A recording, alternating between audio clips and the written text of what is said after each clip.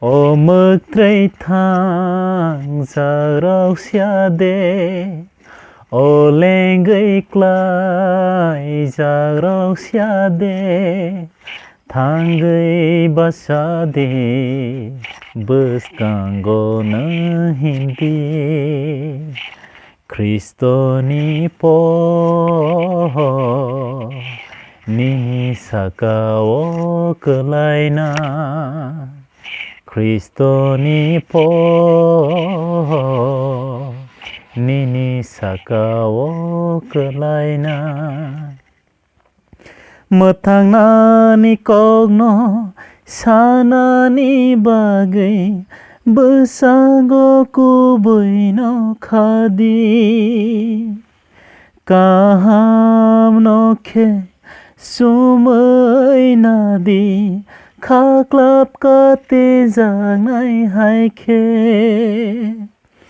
Mathang na ni kong no sana ni bagay Besago kuboy no khadi Kaham no ke sumay na di Khaklap ka te giang nay hai khe Horni maka Soitan kong mano Noroka te wei manwana Horni maka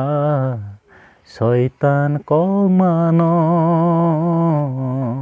Noroka te wei manwana Ô mực trây thang giờ rau xia đê Ô lên gây clay giờ rau xia đê Thang gây basa đê Bus kango na hindi Kristo ni po ni sakao kelai na Kristo ni po ni sakao kelai na Kothoma kaham no sana ni bagay Poito no phoi hai khe na di Pholar mani kai tor ni kok no Yago da seng hai khe tui di Kothoma kaham no sana ni bagay Poito no phoi hai khe na di Pholar mani kai tor ni kok no Yago da seng hai khe tui di Horni maka Soitan kok mano Noroka te wei manwana Horni maka Soitan kok mano Noroka te wei manwana